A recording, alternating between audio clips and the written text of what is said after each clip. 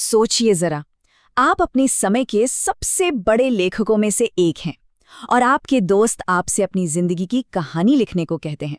अब आप हाँ या ना कहने की बजाय जवाब में एक पूरी की पूरी कविता लिख देते हैं।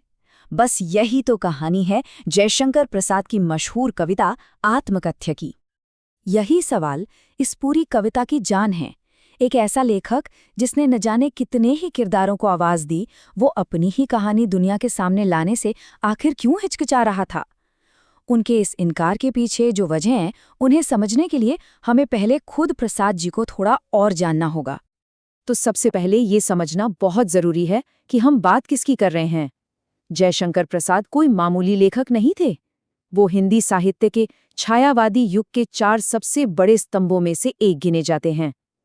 कामायनी जैसा महाकाव्य और स्कंदगुप्त जैसे नाटक लिखने वाले प्रसाद जी की कलम में वो ताकत थी जो इंसानी जज्बातों की गहराई तक उतर जाती थी। तो हुआ कुछ यूं कि उनके दोस्तों ने, जो खुद भी बड़े लेखक थे, उनसे अपनी आत्मकथा लिखने की गुजारिश की। लेकिन प्रसाद जी ने कोई सीधा जवाब नहीं दिया, बल्कि अपनी पूरी कश्मकश और अपने सारे जज्बातों को एक कविता में उतार दिया, और उसी का नाम पड़ा आत्मकथ्य। ये कविता महज एक ना नहीं है, बल्कि एक बहुत ही गहरा आत्मविश्लेषण है। उनके इनकार का जो सबसे पहला और शायद सबसे बड़ा कारण था, वो थी उनकी विनम्रता। उन्हें असल में लगता था कि उनकी जिंदगी में ऐसा कुछ खास है ही नहीं जिसके बारे में दुनिया को बताया जाए।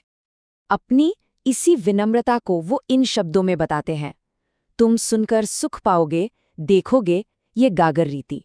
मतलब वो कह रहे हैं कि लोगों को मेरी कहानी सुनने में तो शायद मजा आए, लेकिन जब वो पास आकर देखेंगे तो उन्हें ये घड़ा एकदम खाली मिलेगा। तो ये गागर रीति का मतलब क्या है? सीधा सा मतलब है खाली घड़ा। प्रसाद जी के लिए ये उनकी अपनी जिंदगी का प्रतीक था।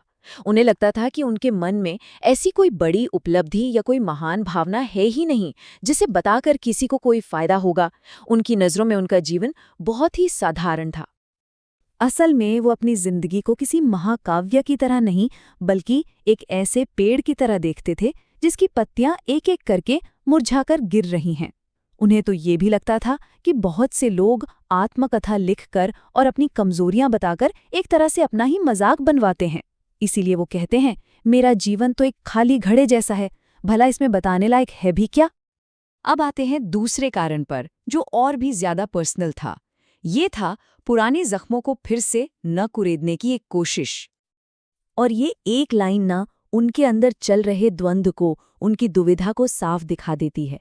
वो खुद से सवाल करते हैं कि मैं अपनी आत्मकथा में लिखूं तो क्या लिखूं? क्या अपनी गलतियां गिनाऊं या फिर उन लोगों के धोखों के बारे में बताऊं जिन्होंने मुझे छला? सोचिए ये कैसी सिचुएशन थी जिसमें कोई सही रास्ता था ही नहीं। अगर वो अपनी गलतियां मानते तो शायद दुनिया उनके सीधेपन का मजाक बनाती, और अगर वो दूसरों के धोखों के बारे में लिखते तो उनके अपने ही दोस्त और करीबी शर्मिंदा होते। मतलब दोनों ही रास्तों पर सिर्फ दर्द और तकलीफ थी। और इसीलिए प्रसाद जी ने एक रास्ता चुना, चुप्पी का। ये चुप्पी खुद को और दूसरों को, दोनों को दुनिया की बातों और उंगलियों से बचाने का एक तरीका थी। उनके इनकार का तीसरा कारण शायद सबसे गहरा, सबसे निजी और सबसे भावुक है। ये उन यादों से जुड़ा है जो इतनी पाक और कीमती थीं कि उन्हें किसी के साथ बांटा ही नहीं जा सकता था। वो सवाल करते हैं, उज्ज्वल गाथा कैसे गाऊं मधुर चांदनी रातों की। ये उज्ज्वल गाथा यानी वो रोशन कहानी उनकी जिंदगी के उन बेहद निजी और खुशी के पलों की तरफ इशारा है जिन्हें वो पब्लिक नहीं करना चाहते थे। साफ है कि ये पंक्तियां उनकी दिवंगत पत्नी के साथ बिताए गए उन अनमोल पलों के बारे में हैं। वो खिलखिलाकर हंसने वाली बातें, वो प्यार भरे लम्हे, वो सिर्फ और सिर्फ उनके थे। वो उन्हें दुनिया के सामने नहीं रखना चाहते थे। और यहीं पर एक बहुत खूबसूरत शब्द आता है, पाथेय। पाथेय का मतलब होता है सफ़र का सहारा, वो खाना या ज़रूरी सामान जो एक मुसाफिर को रास्ते में ताकत देता है। प्रसाद जी के लिए उनकी पत्नी की यही पवित्र यादें उनके थके हुए जीवन के सफ़र का इकलौता पाथेय थीं, उनका एकमात्र सहारा। लेकिन इस खुशी में भी एक दर्द छिपा है। वो लिखते हैं कि जिस सुख का उन्होंने सपना देखा था, वो उनकी बाहों में आते आते ही मुस्कुराकर भाग गया। ये शायद उनकी पत्नी की असमय मृत्यु की तरफ एक बहुत ही दर्दनाक इशारा है। और अब आते हैं उनके आखिरी और शायद सबसे मानवीय कारण पर, बस शांति की इच्छा। वो कहते हैं, अभी सही वक्त नहीं आया है। मेरा जो खामोश दर्द है वो बहुत थक कर अब सो गया है। ये कितनी शक्तिशाली इमेज है। उन्होंने दर्द को एक सोए हुए इंसान की तरह दिखाया है जिसे वो जगाना बिल्कुल नहीं चाहते। ये मौन व्यथा, यानी वो खामोश पीड़ा, वो दुख जो अब कहीं गहरे जाकर बैठ गया है, शांत हो गया है। सालों के दर्द के बाद अब जाकर उन्हें थोड़ी शांति मिली है और वो अपनी आत्मकथा लिखकर उस सुकून को, उस शांति को तोड़ना नहीं चाहते।